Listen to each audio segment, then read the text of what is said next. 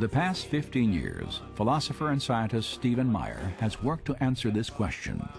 Meyer has developed an argument to demonstrate that intelligent design provides the best explanation for the origin of information necessary to build the first living cell. The information that the DNA molecule holds.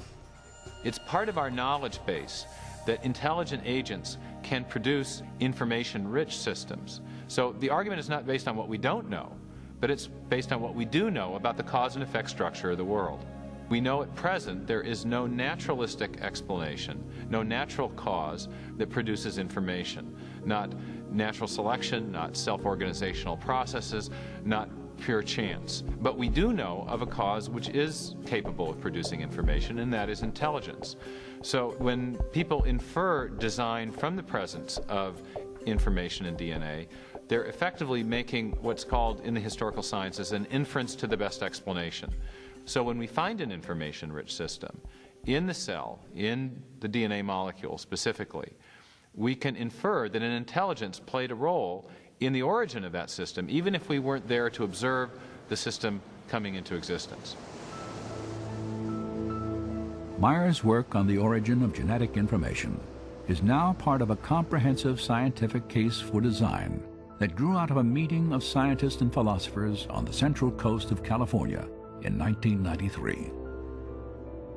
Their objective was to reassess an idea that had dominated biology for more than a century. In the process, they gave birth to a theory that has become known as intelligent design. To me, the great promise of design is it gives us a new tool and explanation that belongs in the toolkit of science. Intelligent causes are real, they leave evidence of their existence, and a healthy science is a science that seeks the truth and lets the evidence speak for itself. The argument for intelligent design is based on observation of the facts. Now that's my definition of good science. It's observation of the facts. Now when you observe the facts, as Michael Behe has done, what do you observe?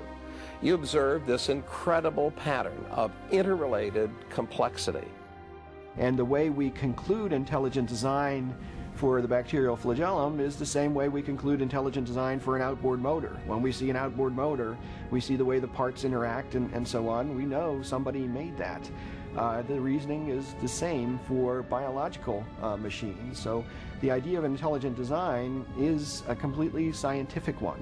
Certainly it might have religious implications, but it does not depend on religious premises. When I look at the evidence objectively, without ruling out the possibility of design, design just leaps up as the most likely explanation. And that's why I believe that it's true. I think design is back on the table. You know, we can't explain these systems by natural law.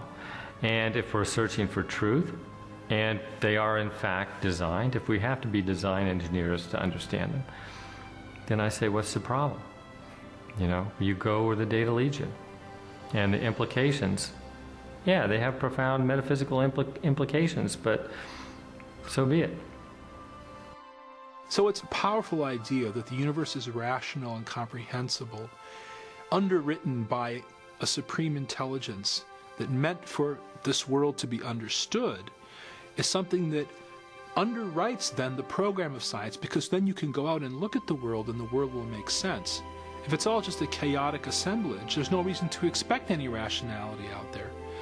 But if it in fact is the product of a mind, then you can go out and science becomes this enormous, wonderful puzzle-solving project in which you can expect to find rationality and beauty and comprehensibility right at the foundation of things. 150 years ago, Charles Darwin transformed science with his theory of natural selection. Today, that theory faces a formidable challenge. Intelligent design has sparked both discovery and intense debate over the origin of life on Earth. And for a growing number of scientists, it represents a paradigm, an idea with the power to, once again, redefine the foundations of scientific thought. During the 19th century, scientists believed that there were two fundamental entities, matter and energy. But as we enter the 21st century, there's a third fundamental entity that science has had to recognize, and that is information.